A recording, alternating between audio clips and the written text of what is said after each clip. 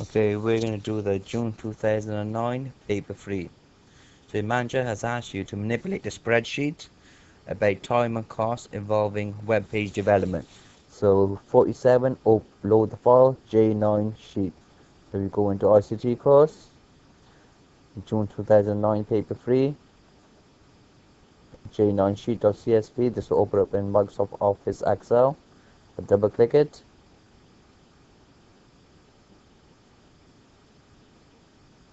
Okay, as you can see, this means that the column needs to be made wider. So I select all the spreadsheets and I double click on column A, and it makes all the columns wider to fit the text. Okay, now I need to insert my center number, candidate number and name in the header. So I click on insert, header footer. On the left hand side I write my name. In the middle I write my candidate number, and on the left I will write, on the right, sorry, I write my center number. I click on the spreadsheet, then I click on view, then normal. Step number 49. In the web page column, use a lookup function to show the company name. Use the code column for the lookup value and J9 code for the table array, and your function must include absolute and relative referencing. Okay, so that basically means I've got to look up this value in the file J9 code. So before I start the function, I'll open up J9 code, and as you can see, this is a vertical table. It is not horizontal. Okay, and let's go back to J9 sheet. So I've got to look up this value in J9 code. When I find a match, I show the adjacent cell in column 2. Okay, so let's get started with the function. I'll show you how to do this through the insert function method. So click on insert function. I'm looking for the VLOOKUP. Click on go. Here you go, click on the VLOOKUP and press OK. My lookup value is B2. A hint here now, the lookup value will be in the same table as your VLOOKUP function. So don't start clicking on the lookup value in another table like page code, because page code values and code values here are similar. Okay, so the lookup value is in the same table as the VLOOKUP function. So the lookup value is B2. Our table array is an external file, so I'll minimize my J9 sheet. I select from A2 to B12. Do not include the headings. So in this table, I want to show the second column, so I click on column index. I click on 2, and range lookup, that basically means I want an exact match, and I press OK. And here we go, we got the VLOOKUP function complete. I double click on the corner to use fill down. Let's have a look at the VLOOKUP function again. So equals VLOOKUP, open bracket, B2, which is our lookup value. I'm going to look up that value in J9 code in cells A2 to B12. When I find a match, I show the second column, and it has to be an exact match. I've used here absolute cell referencing. These were inserted in automatically. So basically, when you select an external array and you make the selection on the cells, the $signs are inserted automatically only for an external array. And over here, this is a relative cell reference, as it does not include $signs. So we look at cell A3. As you can see, a relative cell reference increases, the absolute cell reference stays the same. Have a look at A4. The relative cell reference increases to find the value of B4, which is now D, and the table array stays the same. A5, the relative cell reference increases to find the value of EH, and the table array stays the same. Okay, in cell C2, use a SUMIF function. If the value in the page code column matches the contents of B2, then sum the minutes column. And same thing, I've got to use absolute and relative referencing and not named ranges. And do not include entries in rows 1 to 9. Okay, so in here I want to check page code range. If in this range it matches the cell B2, I want to sum the minutes column. Okay, so I'll show you for the insert function, and this time I'm looking for a SUMIF function, and I click on go. So click on the SUMIF and press OK. So my range that I want to look up my criteria in is page code. So I select page code. My criteria is B2 because I want to look up this value in page code. So I click in criteria first, and then I click in B2.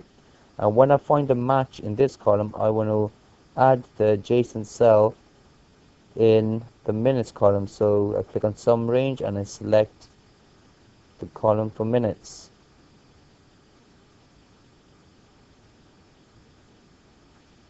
Okay. Over here I got to use absolute cell referencing. You have to use $signs for the two columns you selected, not for the criteria. You leave the criteria with a relative cell reference.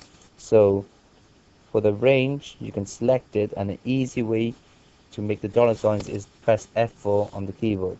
So same for the sum range, I select it and press F4 on the keyboard. So two columns I put between put in $signs. My criteria is a relative cell reference, it's not in a $sign. I press OK. I double click to fill down. Let's have a look at the formula. Equals SUMIF, check the page code column for the contents of cell B2, which is BH, and if it finds a match, add the minutes column. Let's have a look at another one. Okay, equals SUMIF, check the page code column, that is fixed. This time we've increased to B3 because B3 has the value C in there. We don't want to check B2, so that's why we never made this fixed, because we want B2 to increase to B3. And when you find a match, you can sum the minutes column. Let's have a look at the one more. Equals SUMIF B11 to B84, the page code column. When you find a match for the cell contents B4, then you'll sum the minutes column. Okay, in cell D2, use the function to calculate the number of whole hours. Use the minutes from C2 to help you. So it told you to use C2 to help you, and C2 we calculate the minutes. So to convert minutes into hours, it's a straightforward formula. We click on equals, C2 is minutes, we divide that by 60. But it told you the number of whole hours. As you can see here, we've got 3.25, so that's not a whole number. So what we need to do is we need to remove the decimal place. The function that removes the decimal place is the int function. So the int function only shows a whole number. So after equals, I type in int, I open my bracket, and after the 60, I will close my bracket, I press enter. As you can see now, the decimal place has been removed. So I use fill down to replicate it, and there we go. So for this one is C3 divided by 60, and for D4 it's C4 divided by 60, and so on. Okay. So in cell E2, use a formula to calculate the number of minutes left when the whole hours are removed. Use the values in C2 and D2 to help you. So basically what you need to do is, this included all the minutes together. So in our calculation in D2, we removed the decimal place, so some minutes were removed. So what we need to do is take away these two cells. But we need our answer in minutes. C2 is in minutes, so we click on equals C2. So C2 is in minutes. You're going to take that away from D2. But D2 is in hours, so we got to times that by 60 to convert it back into minutes. And because we removed the decimal place from D2, that means the number of minutes should be less. So when we take it away from C2, which includes all the minutes, we should have a remainder left over. So press enter. Yes, we got 15 minutes left over. To replicate the formula, I will double click, and then it does fill down. Let's have a look at this one in E3. So C3, yep, take away D3 times 60. D3, don't forget, is hours, so we have to convert it into minutes. Okay, save the model and print copies of cells A1 to E23 showing the formula and functions used, and make sure the printhead fits on a single page. So over here I'll click on formulas, then I'll click on show formulas. I select all the spreadsheet from the corner. I'll show you once more from the corner here, and I double click one column and it automatically resizes everything. Now I select my range A1 to E23. Okay, then I go to the office icon, print. I'm going to print not the active sheet but the selection. Let's preview it. At the moment it's on 2 pages.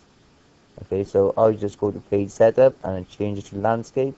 I press OK. Now it all fits on 1 page, page 1 of 1. I print my work, then I close, print preview. Next thing I've got to do is interrogate the data. That basically means a filter to find whether page code is HOL or FP. Sort the data in descending order of minutes, hide rows 1 to 9, and then print the information. So I will hide rows 1 to 9 first. So let me take off the formulas. I select all the spreadsheet, double click on column A, and it's all resized automatically. So I select, have a look, the mouse changes to a black arrow. I select rows 1 to 9. I right click and I click on hide. So that hides rows 1 to 9. Now I click on a heading and I click on data and filter. That adds the filter on the headings. So I only need HOL and FP. I press OK, and that shows me HOL or FP. Now I've got to print this data and I've got to sort the data in descending order of minutes. So I can click on the minutes column, and Z to A is descending. I click on descending, and it automatically sorts the data in descending. So 34 is at the top, then it goes down to the lowest value, which is 3. I've got to print the data. Okay, so to print the data, you click on office icon, print. That's I'll leave active sheet selected because I never made a selection. I just want to print the worksheet. I go to preview. Okay, so it fits on page 1 to 1. I got my name, county number, center number in the header. All the information is clear and is readable. I print, then I close, print preview, and that's the question complete. So don't forget, this was a CSV file. So when I save it, I click on the office icon, save as, and I save as an Excel workbook. Excel workbook. Click on here. Make sure you navigate to your June 2009 paper free folders, and you click on save. And you can close it. You can close the table array. You don't have to save the table array. Close the exam paper, and there we go. We've completed June 2009 paper free.